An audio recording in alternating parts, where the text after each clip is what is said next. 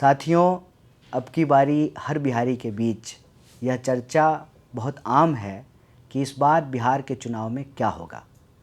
बिहार का चुनाव एसआईआर की हड़बड़ी के बीच, इस आशंका और डर के बीच हो रहा है कि क्या यह सरकार हमारा सबसे बुनियादी अधिकार, मतदान का अधिकार हमसे छीन लेना चाहती है। इस डर और आशंका के बीच बिहार के लोगों की जो रोज़मर्रा के सवाल हैं, रोजी रोटी, कपड़ा मकान, शिक्षा, स्वास्थ्य, सड़क, बिजली, पानी, और इस उम्मीद को पूरा करने के लिए जो वो पलायन का दंश झेलते हैं, इन सवालों के बीच हर बिहारी अब की बारी यह चर्चा कर रहा है कि बिहार में क्या होगा। हमारा मानना है कि इस बार बिहार के लोगों के बीच में सबसे बड़ा सवाल पलायन का सवाल है, शिक्षा का सवाल है, सेहत का सवाल है, नौकरी का सवाल है और भागीदारी का सवाल है। और जब हम भागीदारी की बात करते हैं तो ये भागीदारी मतदान की प्रक्रिया से लेकर लोकतंत्र के व्यवस्था में, लोकतंत्र के शासन में एक नागरिक से लेकर के एक स्टूडेंट के तौर पे कि उसकी पढ़ाई कैसे होगी, पेपर लीक कैसे बंद होगा और उसको नौकरी कैसे मिलेगी, वहाँ तक है। साथ ही साथ एक महिला के तौर पर जब वो बिहार की सड़कों पर चले, खेतों में काम करने के लिए जाए, दफ्तरों में जाए, तो उसको उसके मान सम्मान के आधार पर, उसके श्रम की योग्यता के आधार पर उसको वेतन कैसे मिले और उसकी आबरू, उसका मान सम्मान, उसकी इज्जत वो कैसे सुरक्षित रहे। क्योंकि बिहार में लॉ एंड ऑर्डर के तमाम दावों के बावजूद जिस तरह से हत्याएं हो रही हैं, बलात्कार हो रहा है, ये एक बड़ा सवाल बनता जा रहा है। उसी तरह से बिहार के चाहे किसी भी आयु वर्ग के व्यक्ति हों, बच्चे हों, बूढ़े हों या जवान हों, आज उनका अनुभव ये है कि वो किसी भी डिपार्टमेंट में जाते हैं, बिना घूस के कोई काम नहीं होता है। यह जो बिहार के लोगों के बुनियादी सवाल हैं, इन बुनियादी सवालों पर बिहार सोच रहा है, चिंतन कर रहा है, मनन कर रहा है और आने वाली 6 तारीख को और 11 तारीख को मतदान करेंगे और 14 तारीख को यह फैसला सुनाएंगे कि बिहार के लिए ज़रूरी क्या है। बिहार के लिए ज़रूरी ये है कि यह जो सरकार के खिलाफ एंटी इनकम्बेंसी है, उस एंटी इनकम्बेंसी के जो सामाजिक पक्ष हैं उसको भी समझा जाए। और हम उम्मीद करते हैं कि महागठबंधन ने जो वादा किया है हर महिला के लिए 2500 रुपये का, महागठबंधन ने जो वादा किया है बुजुर्गों के सम्मान का, महागठबंधन जो वादा किया है नौकरी का, महागठबंधन ने जो वादा किया है पलायन को रोकने का, उस पर बिहार की जनता भरोसा जताएगी। और सरकार के खिलाफ जो एंटी इनकम्बेंसी है और समाज में जो प्रभुत्व वर्ग है, मुट्ठी भर लोग जिनके पास ज़मीनों पर कब्जा है, नौकरियों पर कब्जा है, जिनके पास नदी, नाले, पोखर, तालाब से लेकर बिहार के हर संसाधन पर कब्जा है, उस पर अपनी भागीदारी वो कैसे सुनिश्चित करेंगे। 15/5 के तहत जो सीमा है 50% भागीदारी की, उसको आबादी के हिसाब से कैसे बढ़ाया जाएगा, इन मुद्दों पर बिहार सोच रहा है और आने वाली 14 तारीख को परिवर्तन करेगा, ऐसा हम उम्मीद करते हैं। बस इतना ही बिहार के लिए, बिहार के चुनाव के लिए। बहुत बहुत शुक्रिया, बहुत धन्यवाद। नमस्कार, मैं परंजॉय गुहा ठाकुर था। आज मैं पटना में हूँ और मेरा बगल में बैठे हुए हैं कन्हैया कुमार। आप सब लोग पहचानते हैं उनको, कांग्रेस पार्टी के अल्प उम्र, लोग कहते हैं युवा नेता, मगर उनका उम्र है 39। और 2015 में जवाहरलाल नेहरू विश्वविद्यालय के जो स्टूडेंट्स यूनियन की प्रेसिडेंट बना था। उस समय वो कम्युनिस्ट पार्टी ऑफ इंडिया में था, फिर अभी कांग्रेस में आया। 2 बार उन्होंने लोकसभा चुनाव लड़े थे, एक बार बेगूसराय से कम्युनिस्ट पार्टी के टिकट में 2019 में और 2024 में दिल्ली, उत्तर पूर्व दिल्ली से। दोनों बार सफल नहीं हुआ और इस बार वो उम्मीदवार नहीं है बिहार के विधानसभा चुनाव में। कन्हैया, धन्यवाद। आपका स्वागत है सर। लोग कह रहे हैं कि ये जो राहुल गांधी बहुत शोर शराबा मचाया, वोट चोर, और आपका जो महागठबंधन है आपने नारा लगाया वोट चोर गद्दी छोड़, और हमने किस तरह से हम देख रहे हैं कि ये जो SIR स्पेशल इंटेंसिव रिवीजन, जो विशेष जो गहन का जो पुनरीक्षण, जो मतदाता का सूची, इसमें तो बहुत ही विवाद हुआ। पहले जब शुरू हुई थी 65 लाख लोगों का नाम हटा दिया, फिर ऊपर नीच आगे पीछे हुआ। सेब के साथ हम संतरा को तुलना नहीं करना चाहते हैं, मगर आज अभी भी 47 लाख लोगों का नाम नहीं है ये मतदाता का सूची में। और जो मतदाता है उनका नंबर 7.89 करोड़ से गिर के 7.42 करोड़ हुआ। मगर लोग कह रहे हैं कि ये चुनावी मुद्दा नहीं बनेगा, कि हाँ कुछ लोग तो दुखी होंगे कि उनका नाम नहीं है, कोई कहेंगे कि हाँ किसी ने कोई मर गया मगर उनका नाम है, और कोई ज़िंदा है उनका नाम नहीं है, कुछ लोग 2-3 जगह में हैं, फर्जी वोटर हैं। मगर सचमुच ये जो वोटर मैनिपुलेशन, ये जो मतदाता के जो सूची है, इसके ऊपर जो भी हेराफेरी हुई है, ये चुनावी मुद्दा नहीं बनेगा। इसके बारे में आपका क्या राय है? एक तो सर आपका और आपके सभी दर्शकों का बहुत धन्यवाद। ये जो वोटर अधिकार यात्रा है, वोट चोरी का मामला है, और जिस नारे का आपने जिक्र किया, वोट चोर गद्दी छोर, मेरे ख्याल से इसमें 3 महत्वपूर्ण पहलू है। पहला तो ये कि वोट चोरी का सवाल सिर्फ बिहार से जुड़ा हुआ नहीं है, ये पूरे देश की चुनावी प्रक्रिया पे सवाल है। और चुनाव आयोग जो एक स्वतंत्र संस्था होनी चाहिए आदर्श रूप में, उसकी कार्यप्रणाली पर सवाल है। दूसरा, SIR की शुरुआत बिहार से हुई है, और अभी मुख्य चुनाव आयुक्त ने कहा कि हम पूरे देश में करेंगे, तो मतलब पहला राज्य बिहार है।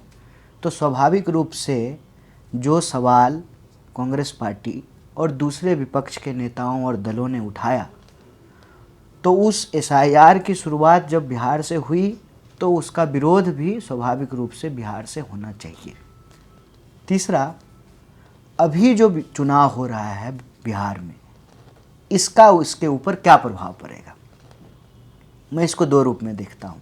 एक, इसका प्रभाव तो एक ऑलरेडी पड़ चुका है। इस आधार पे लोग वोट करेंगे कि नहीं करेंगे, लेकिन कुछ गड़बड़ हो रहा है, ये बात लोगों के दिमाग में जा चुकी है, लोगों तक ये चर्चा का विषय बन चुका है। दूसरा, कि यह बात चुनाव आयोग समझती है, इसीलिए बार बार अपने कथनों को बदल रही है। आपको याद होगा, पहले चुनाव आयोग कह रही थी, जो भी सवाल नेता प्रतिपक्ष राहुल गांधी पूछ रहे थे तो कोई जवाब नहीं दे रही थी। मुख्य चुनाव आयुक्त गणेश कुमार प्रेस कॉन्फ्रेंस में ये भी बताया कि आप अगर हलफनामा नहीं देंगे तो आपको इस्तीफा देना है, पूरा देश के सामने आपको माफ़ी मांगनी पड़ेगी। इस तरह से बात किया गणेश कुमार जी सबके सामने।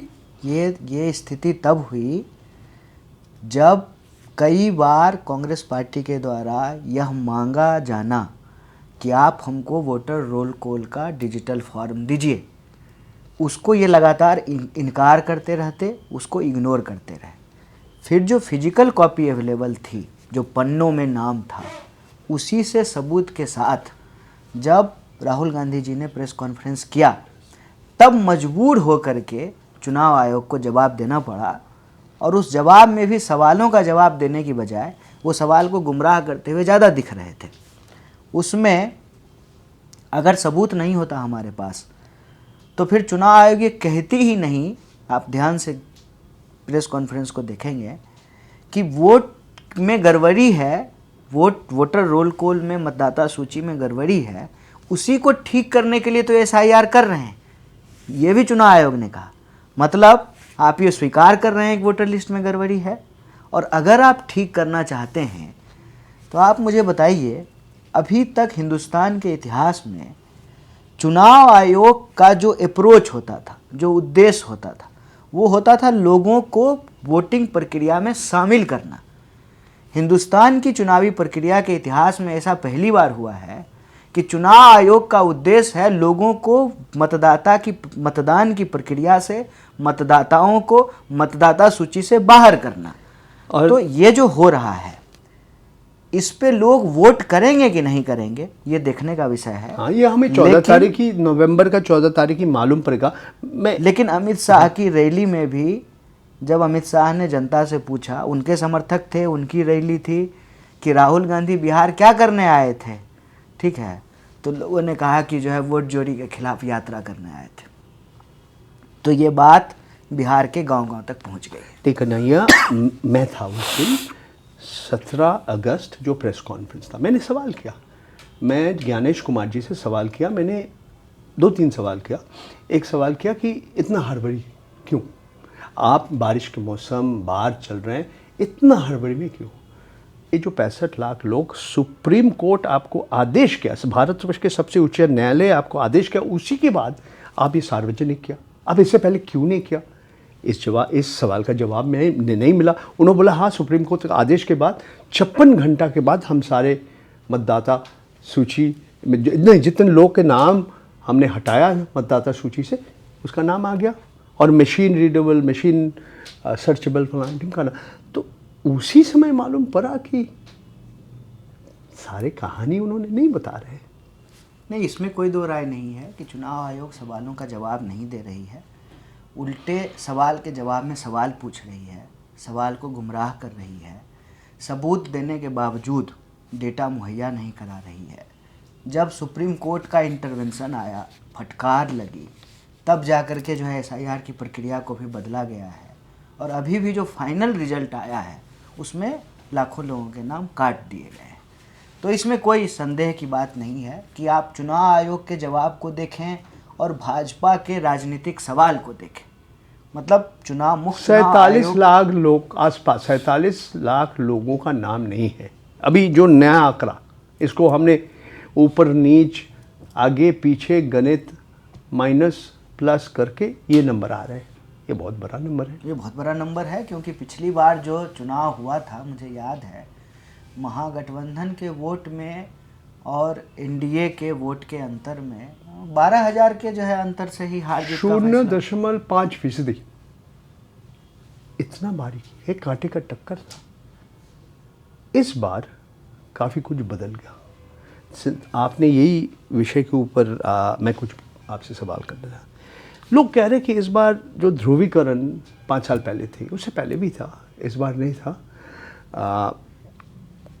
मगर ये लोग कह रहे आप पीछे से, ये हम पॉलिटिक्स में थोड़ा बहुत बाद में आएंगे, मगर ये एक तरह से घूम फिर के NRC आप ले आ रहे हैं देश में, national register of citizen, CAA, जो नागरिकता का जो संशोधन करने के लिए जो कानून आपने बनाया, जो तारीख आपने दिखाया, वो मैच कर रहा है।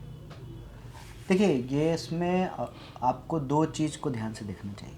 एक तो बहुत सारे DM हैं, उनकी टेस्टमनी है, वीडियो उनके अवेलेबल थे, कल तक तो थे, आज का नहीं पता, जिसमें वो कह रहे हैं कि मतदाता सूची में नाम जोड़ना और जुड़वाना ये नागरिकता की ज़रूरत है कि आप नागरिक होंगे तभी आप मतदाता होंगे।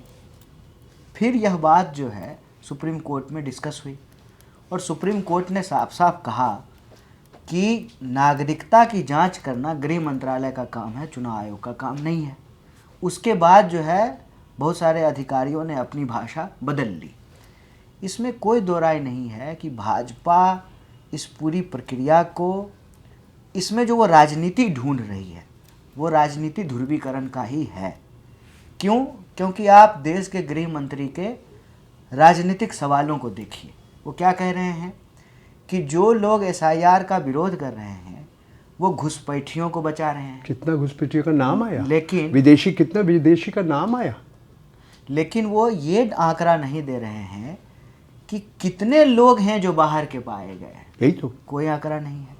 दूसरा कि वो जानबूझ करके समाज के लोगों को धर्म के नाम पर उनके आंख में धूल झोंक करके वोट चोरी का जो असली उद्देश्य है उससे गुमराह करना एक चाहते हैं। मिनट, ये जो एसआईआर है, आप मानते हैं कि हमारे जो मतदाता का जो सूची है, इलेक्टोरल रोल है, इसको ठीक करना, साफ करना, प्यूरिफाई करना एक काम है, ज़रूरत है।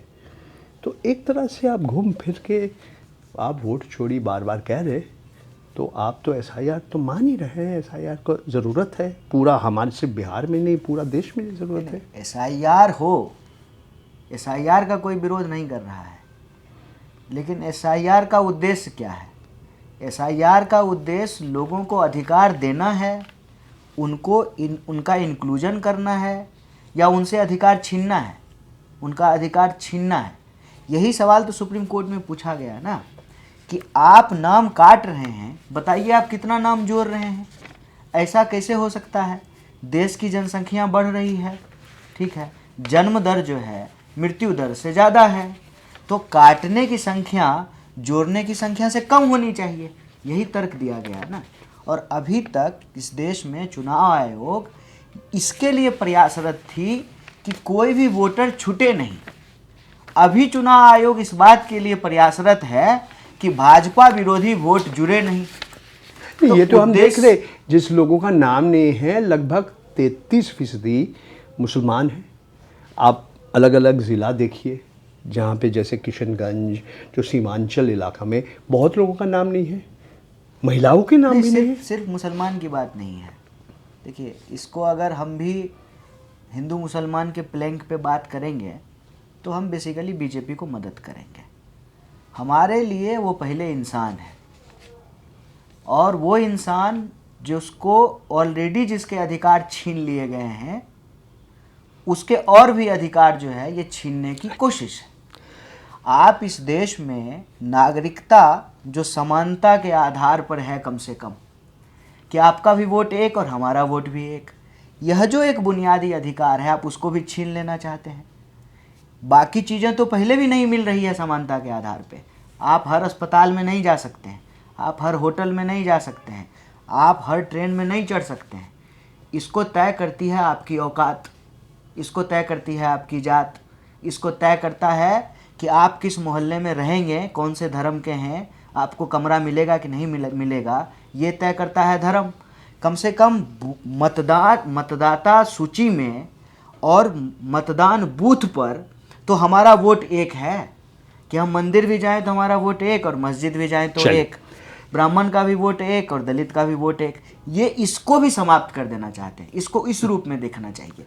और मैं भाजपा विरोधी इसलिए इस रूप में कहा कि जो लोग भी संविधान के इस मूल्य में भरोसा रखते हैं, बराबरी में भरोसा रखते हैं, सर्वधर्म समभाव में भरोसा रखते हैं, समाजवाद और समानता में भरोसा रखते हैं, ये जो वैसे लोगों को टारगेट किया जा रहा है, कमजोर वर्ग को टारगेट किया जा रहा है और कमजोर करने के लिए। ये जो एनडीए गठबंधन में, और अभी अभी हमने जो बात किया, एनडीए गठबंधन और महागठबंधन के बीच वोट शेयर का फर्क बहुत ही कम था, बारीकी था, कांटे का टक्कर था। इस बार एक नया खिलाड़ी आ गया मैदान में, का नाम है प्रशांत किशोर। अभी हम लोग एक चीज़ और, पहले मतदाता सूची और अच्छा, ये खत्म वोटर चोरी पे मुझे एक बात कहनी है, ये ज़्यादा ज़रूरी है। देखिए, वोटर चोरी का कैंपेन का असर बिहार चुनाव पे नहीं होगा कि नहीं होगा, ये बात का विषय है, लेकिन वोटर चोरी क्यों की जा रही है और इसका बिहार के लोगों से क्या संबंध है, उस पर हम आपको एक बात कहना चाहते हैं। अच्छा, कहिए आप। वोट चोरी से जब सरकार बनेगी, वो सरकार विद्यार्थियों का पेपर चोरी करेगी। वोट चोरी से जब सरकार बनेगी, वो सरकार बिहार के किसानों की ज़मीन चोरी करेगी। वोट चोरी से जब सरकार बनेगी, तो वो सरकार महिलाओं के अधिकार की चोरी करेगी। वो सरकार जो फंड आता है जनता के ऊपर खर्च करने के लिए, उस फंड की चोरी करेगी। इसलिए आपके माध्यम से हम बिहार के लोगों को कहना चाहते हैं, ये मत समझिए कि वोट चोरी का सवाल आपकी नौकरी से नहीं जुड़ा हुआ है, या आपके रोजगार से नहीं जुड़ा हुआ है, या आपकी सुरक्षा से नहीं जुड़ा हुआ है, या आपके आरक्षण से नहीं जुड़ा हुआ है, आपके पेंशन से नहीं जुड़ा हुआ है। क्योंकि लोकतंत्र में अगर हमारे वोट से नेता नहीं चुने जाएंगे तो यह लोकतंत्र नहीं बचेगा, और जब लोकतंत्र नहीं बचेगा तो लोगों के अधिकार भी नहीं बचेंगे। ये बहुत सारे मुद्दा आपने उठाया। एक तो है महिला का सशक्तिकरण, नौकरी के बाद एक एक करके हम बात करेंगे आपसे। पहले हम बात करते हैं ये पीके फैक्टर, प्रशांत किशोर फैक्टर, जो जन स्वराज पार्टी, उनका कहना है कि हम तो कांग्रेस का या महागठबंधन का वोट शेयर में नहीं, उसके हम किसी का वोट नहीं काटेंगे। अभी भी 28-30% लोग हैं जो महागठबंधन के लिए भी नहीं वोट दिया, एनडीए के लिए भी वोट नहीं, मैं उनका वोट चाहता हूँ। और जो लोग कहते हैं कि आपने बीजेपी का बी टीम है, वो बोला नहीं नहीं, मैं बीजेपी के बी टीम नहीं हूँ। देखिए, हम सम्राट चौधरी का एजुकेशनल क्वालिफिकेशन के ऊपर हमने प्रश्न किया, हमने दिलीप जायसवाल, मंगल पांडे का संपत्ति के बारे में, नरेंद्र मोदी जी का भी सर्टिफिकेट ढूंढ के निकाले। नहीं निकाला, नहीं पता, मैं जानकारी के लिए पूछ रहा नहीं। और जदयू का भी अशोक चौधरी का नाम नहीं। मेरा कहना है कि इस बार अगर जन स्वराज पार्टी कुछ भी, उनको जो भी वोट मिला, जो भी विधायक आते हैं, तो ये एक तरह से प्रशांत किशोर चाह रहे कि हम किंग मेकर बन जाएंगे। किंग मेकर तो सर, एक तो डेमोक्रेसी में कोई किंग नहीं होता है। यही सब जो कोनोटेशन हमारे दिमाग में है, यही लोकतंत्र को कमज़ोर करता है। मैं बार बार कहता हूँ कि जानबूझ करके लोकतंत्र को प्रजातंत्र कहा गया। अब प्रजातंत्र कहेंगे लोकतंत्र को आप, तो जब कोई प्रजा होगा तो कोई राजा भी होगा, और इस तरह के प्रोवर्ब जो हैं वो चलेंगे। कोई किंग मेकर नहीं है, डेमोक्रेसी में कोई किंग नहीं होता है। इलेक्टेड रिप्रेजेंटेटिव होते हैं और उनको चुनने का अधिकार जनता का है। जनता जिसको वोट देगी वो जीतेंगे। और I don't agree this things कि इसका काट लेंगे, उसका काट लेंगे, कोई जमीन थोड़ी, फलाना का B team, this are just deflection. नहीं, प्रशांत किशोर के बारे में कुछ कहने नहीं जाएंगे ना। आप जानते हैं उनको किन लोगों के लिए वो राजनीतिक सलाहकार थे या स्ट्रेटेजिस्ट थे, रणनीति दिखाया, नरेंद्र मोदी से शुरू किया, फिर होंगे कैप्टन अमरिंदर सिंह, आपका वो स्टालिन जी, जगन रेड्डी जी, ममता जी, नीतीश जी, सबके साथ काम किया। ठीक है, वो उनका प्रोफेशन था, वो काम कर रहे थे। आज राजनीति में आए हैं, पार्टी बनाए हैं, चुनाव लड़ रहे हैं, दैट्स ऑल। अब नहीं कह रहे वो फैक्टर है कुछ। नहीं, मैं ये भी नहीं कह रहा हूँ कि वो फैक्टर नहीं है, और मैं ये भी नहीं कह रहा हूँ कि वो इसका वोट काट रहे हैं, उसका वोट काट रहे हैं। मेरे लिए ये बातें इंपॉर्टेंट नहीं है, ना मैं इसको इस रूप में देखता हूँ। देश में मल्टी पार्टी सिस्टम है, कोई इंसान अपना पार्टी बना करके चुनाव लड़ रहा है तो क्या लड़ रहा है। ठीक है, Why anybody should be very bothered about this? अच्छा, चुनाव लड़ रहे हैं, लड़ने दीजिए। बाकी जनता डिसाइड कर देगी, 14 तारीख को पता चल जाएगा कितने बड़े फैक्टर हैं, कितना % वोट आया, कितना एमएलए जीत के लाए हैं, कितना जो है वो किंग मेकर हैं, एज योर वर्ड्स। चलिए ठीक है, एज पर योर वर्ड्स। अच्छा, चलिए थोड़ा बहुत हम महागठबंधन का जो गठबंधन के बारे में कुछ बात करें हम। एक है कि देखिए, ये जो टिकट का वितरण के बारे में लोग कह रहे हैं कि कांग्रेस ज़्यादा टिकट मांग रहे हैं। क्यों? 2020 में 70 विधानसभा आसन में कांग्रेस ने उम्मीदवार खड़ा किया, मगर सिर्फ 19 लोग जीता। तो आपका स्ट्राइक रेट बहुत कम था, 27% के आसपास। राष्ट्रीय जनता दल का 52% था, माले का 63% था। तो लोग का कहना है कि एक तरह से सबसे कमज़ोर हिस्सा है महागठबंधन में कांग्रेस पार्टी। और कांग्रेस पार्टी को इतना गठबंधन में जो महत्व मिल रहा है, मिलना नहीं चाहिए। और ये कौन लोग कह रहे हैं? ये आपका विरोधी दल के लोग कह रहे हैं, और विरोधी मतलब नहीं, विश्लेषक कह रहे हैं। ये कौन विश्लेषक ये कह रहे हैं? अगर वो, अच्छा, समझ लीजिए मैं कह रहा हूँ, तो आपके डेटा में एक फॉल्ट है, फ्लॉड है ये डेटा। ये डेटा फ्लॉड इसलिए है कि इसको आपको जो है और ज़्यादा जो है क्लासीफाई करना पड़ेगा। ऐसे तो ब्लैंकेट डेटा से जो है तो हम कोई भी रिजल्ट निकाल लेंगे, LHS = RHS। उस डेटा का जब आप क्लासिफिकेशन करेंगे तो 70 में से कितनी सीटें जो हैं कांग्रेस बीजेपी के खिलाफ लड़ी, बाकी दल कितना जो है जेडीयू के खिलाफ लड़े। And I am telling you very interesting fact here, JDU के खिलाफ जो है चिराग पासवान पिछली बार हर जगह कैंडिडेट दिए थे, तो there was a division of NDA vote. जी। लोग कहते हैं ना इसका वोट काट लिए, उसका काट लिया। अभी प्रशांत जी के बारे में आप कह रहे थे, तो उसका फ़ायदा किसको मिला? उसका स्ट्राइक रेट कैसे बेटर होगा? डायरेक्ट बीजेपी के साथ फाइट है तो उसका स्ट्राइक रेट कैसे नीचे जाएगा? ये सब बेकार की बातें हैं, यूजलेस बात है। और किसी को अगर इतना लगता है, इतना बड़ा मुंह करके अगर कोई कुछ बोल रहा है, देन कांग्रेस पार्टी को छोड़ दीजिए। सिर्फ कांग्रेस पार्टी की मजबूरी है क्या? बाकी लोगों की मजबूरी नहीं है? छोड़ दीजिए कांग्रेस पार्टी को। कांग्रेस पार्टी इस देश की जरूरत है, इसको कांग्रेस पार्टी ने तय किया है या इस देश की जनता ने तय किया है? ये कोई उपकार कर रहे हैं हमारे ऊपर? नहीं भी वोट देंगे, नहीं भी गठबंधन में रहेंगे तो क्या लड़ना छोड़ देंगे? Who is the biggest face in this country who has been fighting against crony capital and fascist forces and communal forces at the same time? विरोधी दल का नेता लोकसभा में एक नेता का नाम बताइए इस देश में, राहुल गांधी, जिसको हिम्मत हो अदानी का नाम लेने का। मैं किसी का नाम नहीं ले रहा हूँ, मैं किसी पार्टी के लीडर का नाम नहीं ले रहा हूँ। जहाँ जहाँ जिसकी जिसकी सरकार चल रही है वो कैसे अदानी के साथ कोलैबोरेट कर रहे हैं। एक शिवमंगल सिंह सुमन एक बहुत अच्छे जो है ना कवि हैं, वो कहते हैं वरदान मांगूंगा नहीं, ना जो है हार में न जीत में किसी चीज़ से कोई भयभीत नहीं है। हम लोग संघर्ष कर रहे हैं इस देश के संविधान को बचाने के लिए, और जो है जब वरदान ही नहीं मांग रहे हैं तो भीख क्यों मांगेंगे? ये पूरा डेटा जो है फ्लॉड है, और ये डेटा फ्लॉड है इसीलिए लोग जब दिल्ली में बैठ करके बिहार को एनालाइज करते हैं ना, जो आप विश्लेषक कह रहे थे, उनको बिहार समझ में नहीं आएगा। नहीं, उसको बिहार समझ में ही नहीं आएगा। कोई भी व्यक्ति, मैं आपको अपमानित नहीं करना चाहता नहीं आप उसको बिहार इसलिए समझ में नहीं आएगा कि बिहार को एक ना बिहार को लेकर के स्टीरियोटाइपिंग है। सिर्फ बिहारी लोगों का स्टीरियोटाइपिंग नहीं है, बिहार के पॉलिटिक्स को लेकर के भी स्टीरियोटाइपिंग है। मैं ये बात बार बार कहता हूँ कि बिहार में जो लोग पॉलिटिकल एंटी इनकम्बेंसी ढूंढने के लिए आते हैं वो बिहार में सोशल एंटी इनकम्बेंसी देख ही नहीं पाते, और यही वजह है कि एनडीए जीतती क्यों है, इसका कारण वो समझ नहीं पाते। बिहार में हमेशा दो तरह की एंटी इनकम्बेंसी होती है, एक गवर्नेंस से जुड़ी हुई और दूसरा सोसाइटी से जुड़ी हुई। यहाँ सोसाइटी और पॉलिटिक्स जो है ना वो एक है।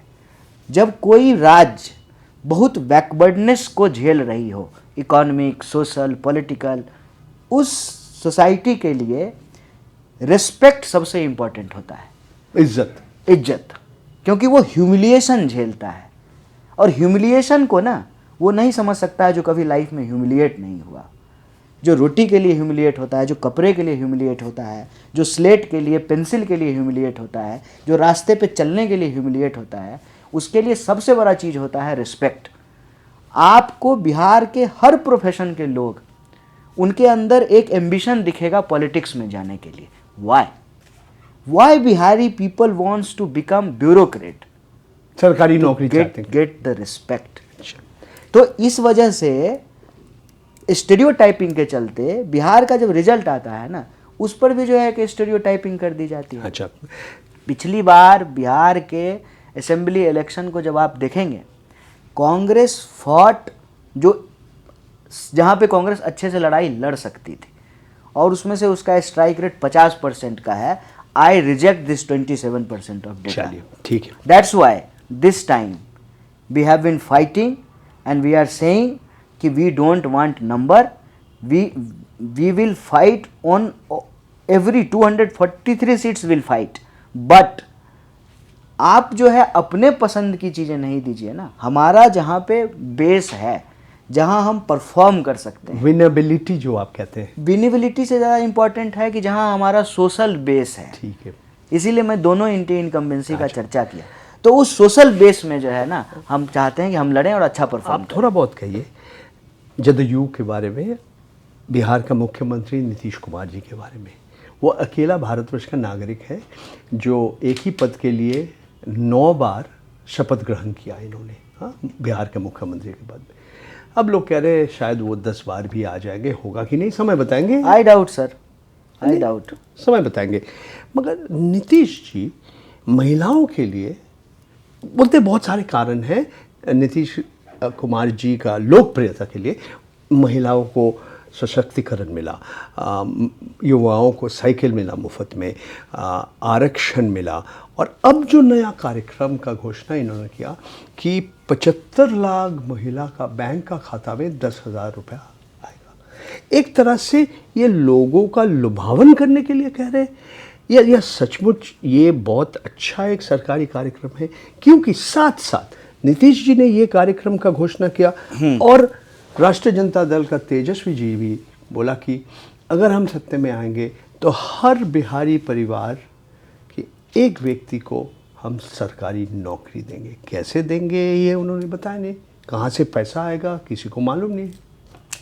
देखिए, एक तो सर मैं वेलफेयर स्कीम को और वेलफेयर प्रोजेक्ट को आई डोंट सी कि ये भीख है, ये राइट है, ये प्रिविलेज नहीं है, दिस इज़ राइट।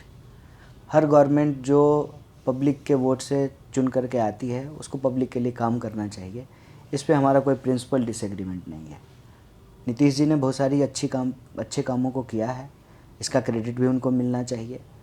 और महागठबंधन भी चुन करके आएगी और जनता के लिए अच्छे काम करेगी, इसके लिए महागठबंधन को भी जनता का मैंडेट मिलना चाहिए, ऐसा हम अपेक्षा करते हैं। अब इसका जो दूसरा पक्ष है, जो आपने कहा कि नीतीश जी 9 बार जो है शपथ किए हैं। देखिए, अगर वेलफेयर करने से ही चुनाव जीत रहे होते तो बार बार जो है पाला तो नहीं बदलना पड़ता। इसका मतलब राजनीति इससे और ज़्यादा गहरी है। और उस गहराई में जब हम जा कर के देखें तो बीजेपी बहुत चालाकी से बिहार को उत्तर प्रदेश की तरह कब्जा करना चाहती है। दिक्कत यह है कि वहाँ पे बीएसपी के कमज़ोर होने का सीधा लाभ बीजेपी को मिल गया, लेकिन यहाँ नीतीश जी के कमज़ोर होने का सीधा लाभ भाजपा को मिलने की बजाय आरजेडी को मिल गया। ये जो नकली चाणक्य है, जय शाह का डैडी, उसको समझ में नहीं आ रहा है, क्योंकि बिहारी समझ में आता नहीं है उसको। बिहारी अगर वो बिहार में अगर वो गांधी बन करके आते ना तब बिहार समझ में आता, क्योंकि वो चालाकी करने के लिए आता है, इसीलिए उसको बिहार समझ में नहीं आता है। मैं टेलिंग यू वेरी इंपॉर्टेंट। इस बार के चुनाव में भी नीतीश जी को असली खतरा जो है ना वो अमित शाह से है। नीतीश जी को बिहार का शिंदे बनाने का प्लान है, इसीलिए मैंने कहा कि आई डाउट ये जो शिंदे मतलब महाराष्ट्र का भूतपूर्व मुख्यमंत्री, हाँ, अब उप मुख्यमंत्री, हाँ, एक नाथ शिंदे जी। ज़्यादा सीट लाया फिर भी जो है मुख्यमंत्री नहीं बन पाया, यही प्लान है।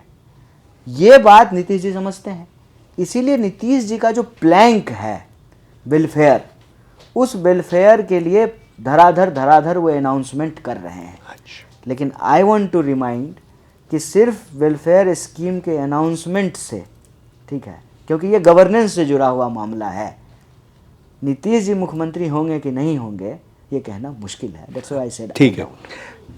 अच्छा, नीतीश जी के बारे में एक दो चीज़ और मैं कहना चाहता हूँ। पहला बात है, उनके सबसे बड़ा जो दुश्मन है, उन्होंने कभी उनके बारे में नहीं कहा कि वो धर्मनिरपेक्षता में विश्वास नहीं करते हैं, वो कम्युनल है, ऐसे कभी नहीं बताया, किसी ने नहीं बताया। आपने यूपी के बारे में बात किया। देखिए, यूपी में क्या हुआ, लोकसभा चुनाव में सपा बसपा की लड़ाई में भाजपा सरकार बना ली। यूपी में इस बार उत्तर प्रदेश में 30 लोकसभा सीट भारतीय जनता पार्टी हार गए। 6 केंद्रीय मंत्री थे, स्मृति ईरानी थे, मेनका गांधी थे, अमित शाह का दाएं हाथ अजय मिश्रा टेनी भी हार गया, मोदी जी का वाराणसी में वोट, क्योंकि अखिलेश जी जो है ना, हाँ, गवर्नेंस से जुड़ा हुआ एंटी इनकम्बेंसी के साथ साथ सोशल एंटी इनकम्बेंसी को अपने पॉलिटिकल डिसीजन में शामिल किए, इसीलिए अयोध्या का सीट इम्पोर्टेंट है। जी जी, कि आप एक जनरल सीट पे एक रिजर्व कैंडिडेट को उतार करके चुनाव जीतते हैं, तो ये सोशल इंजीनियरिंग से ज़्यादा ना सोशल जस्टिस का सवाल है। चलिए, अभी बिहार में ये होगा कि नहीं, और वो लोकसभा चुनाव था, ये विधानसभा चुनाव है। अगर होगा तो एनडीए हारेगी, मेरा सीधा सीधा कहना है इस पे, without any if and but. Lalu ji को कितना साल जेल जाना पड़ा आपको मालूम है? इसके ऊपर विवाद है कि एक ही आरोप के लिए 2 बार उसके खिलाफ सज़ा दिया गया। अलग बात है, अभी कुछ दिन पहले एक और नया आरोप पत्र लग गया। जब लालू जी केंद्र में रेल मंत्री थे, उनका पूरा परिवार, लालू जी, राबड़ी जी, लालू जी एनडीए में शामिल हो जाएंगे, सारा आरोप खत्म हो जाएगा, यही होता है। मगर ये तो संभव नहीं है। तो फिर आरोप भी रहेगा, केस भी रहेगा, मुकदमा भी रहेगा, जेल में भी जाना पड़ेगा। ये भी स्वाभाविक है, इट्स वेरी नेचुरल। देखिए ये ना हम लोग जब स्कूल में पढ़ते थे तो जॉर्ज बुश का ना स्टेटमेंट अखबार में पढ़ते थे। जॉर्ज बुश कहता था कि जो लोग हमारे साथ नहीं हैं वो तालिबान के साथ हैं, ठीक है, ऐसा हमारे बोलता साथ था। नहीं है, हमारा विरोध है, आप हाँ। मेरा साथ नहीं है, आप देशद्रोही है। हाँ, तो यही बीजेपी कह रही है कि आप अगर हमारे साथ हैं तो शरीफ हैं, आप हमारे साथ नहीं हैं तो आप भ्रष्ट हैं। तो लोगों को तय करना है कि बीजेपी से जो है भ्रष्ट होने का सर्टिफिकेट लेना है और बीजेपी के खिलाफ लड़ना है, या बीजेपी के साथ शामिल हो जाना है और शरीफ होने का सर्टिफिकेट लेना है। ये पॉलिटिकल चॉइस तो बनाना पड़ेगा। देखिए, जनता दल यूनाइटेड उनका कहना है, जदयू का लोग का कहना है, अगर वो किसी कारण के लिए नहीं जीतता है, और ये भी फैक्ट है, ये वास्तव है कि भारतीय जनता पार्टी अकेला कभी बिहार में सत्ता में नहीं आ पाया, हाँ, गठबंधन बना, तो यहाँ का धर्म का जो राजनीति है आ जाएगा दे, ये लोगों का कहना है। तो इसीलिए जदयू को लोग समर्थन करेंगे, क्यों, एक तरह से एक संतुलन आ जाएगा एनडीए गठबंधन के अंदर। देखिए ये तो युक्ति थोड़ा मैं वैसे भी इस बात से एग्री नहीं करता हूँ कि भाजपा ना सिर्फ धर्म के आधार पर चुनाव जीतती है। भाजपा अगर सिर्फ धर्म के आधार पर चुनाव जीतती तो बिहार में 2-2 डिप्टी सीएम नहीं बनाती, या बाकी जगह जो है ना वो सोशल इंजीनियरिंग नहीं कर रही होती। धर्म एक फैक्टर है, वैसे ही कास्ट भी एक फैक्टर है, वैसे ही क्लास भी एक फैक्टर है, वैसे ही भाषा भी एक फैक्टर है। तो अलग अलग फैक्टर का इस्तेमाल करके, और मैं कहता हूँ कि आजकल कैपिटल मैनेजमेंट और मीडिया भी एक फैक्टर है, ये सब करके जो है चुनाव जीता जाता है। और अब इन सब के बीच में तो जो मामला निकल करके आ रहा है कि ये तो वोट ही चोरी कर ले रहे हैं, तो ये भी एक फैक्टर है।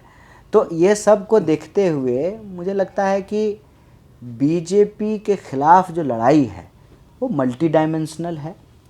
इसमें संविधान बचाना भी है, और सरकार जब बनाए, जब मैंडेट मिले, तो हमको जो कॉन्स्टिट्यूशनल इंटीग्रिटी है, इंस्टीट्यूशंस हैं, उसको भी प्रोटेक्ट करना है, और कैपिटल का, वेल्थ का सही तरीके से रीडिस्ट्रीब्यूशन भी करना है, ताकि वेलफेयरिज्म हो, जनता के लिए जो प्रॉमिस, ये जो असमानता है हमारे देश के अर्थव्यवस्था में थोड़ा कम कर सके। तो ये सारे सवाल लेकर के काम करना चाहिए। और मेरा ये भी मानना है कि बीजेपी के स्ट्रेटजी पे चल करके बीजेपी अगर इलेक्टोरली हार भी जाएगी तो पॉलिटिकली आइडियोलॉजिकली नहीं हारेगी, उसको पॉलिटिकली आइडियोलॉजिकली हराना ज़्यादा ज़रूरी है। इसीलिए हमने कहा कि जब हम बोलते हैं बीजेपी आरएसएस तो हमको साथ में अंबानी अदानी भी बोलना पड़ेगा, क्योंकि ये नेक्सस है। अच्छा, आपने एक सवाल का जवाब नहीं दिया था। मैंने जब कहा कि तेजस्वी जी ने जो वादा किया कि अगर वो सत्ते में आएंगे, हर परिवार, हर बिहार के हर परिवार में एक व्यक्ति को एक सरकारी नौकरी मिलेगा, तो ये लोग कहते हैं ये असंभव है। नहीं, उसमें दो पक्ष में रखना चाहता हूँ। एक तो मैंने वो मसौदा पढ़ा नहीं है कि वो क्या मसौदा है, और मेरा मानना है कि नौकरी को अगर हम भागीदारी के सेंस में बोलें तो जो बिहार की अर्थव्यवस्था है उसमें जो जनता की हिस्सेदारी होनी चाहिए, उस लिहाज से ये करना संभव है, असंभव नहीं है। सब लोगों को सरकारी नौकरी भले नहीं मिल सकती है, लेकिन सरकारी योजनाओं में, क्योंकि आजकल ज़्यादातर चीज़ें जो हैं वो ठेके पे है, तो जो भी बिहार का संसाधन है उसका लाभ जो 2, 4, 10, 20 जो है अडानी को महाजन मिल उठा रहे हैं, जो क्रोनी उसका लाभ उठा रहा है, तो उसमें माना है कि बिहार के संसाधन पे पहला हक बिहारियों का होना चाहिए, और ये करना संभव है।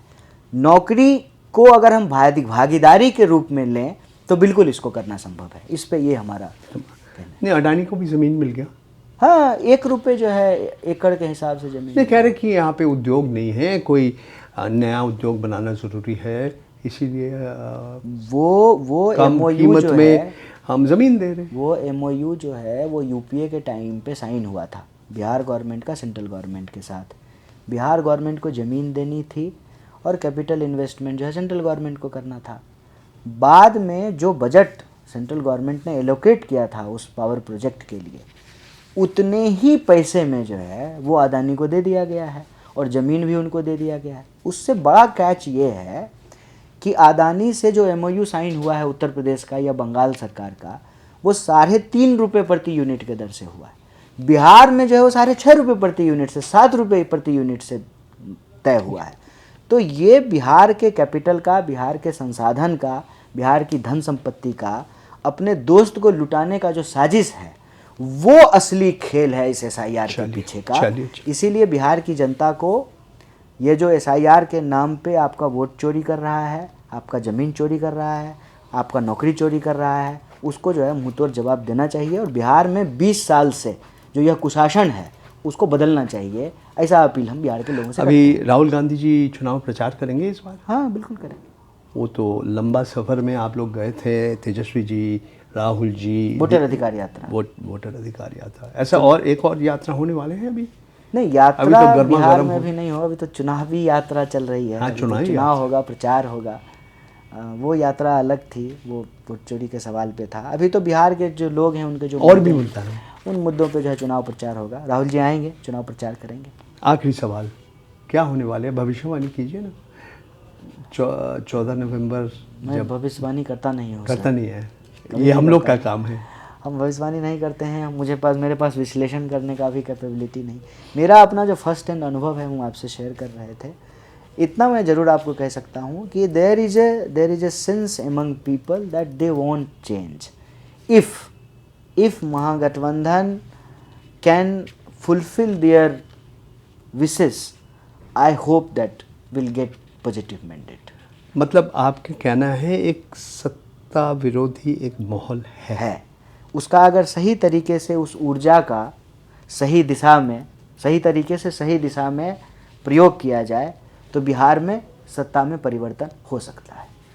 धन्यवाद कन्हैया, आपने आपका कीमती समय दिया। आपको बहुत व्यस्त आदमी हैं, अभी आपको बेगूसराय जाना है, तो हमारा दर्शक के लिए आपने आपका समय दिया, इसके लिए मैं धन्यवाद आभारी हूँ। आप सुन रहे थे कन्हैया कुमार, कांग्रेस पार्टी का नेता है। 39 साल है इनकी, मगर वो सोच, उनका समझ, उनका राजनीति, अर्थव्यवस्था के ऊपर जिस तरह से वो कह रहे हैं, समय बताएंगे आगे कितने बढ़ेंगे कन्हैया जी। और आप सबको मैं धन्यवाद देना चाहता हूँ, हमारा दर्शक। आप देखते रहिए परम जॉय ऑनलाइन। धन्यवाद, नमस्कार।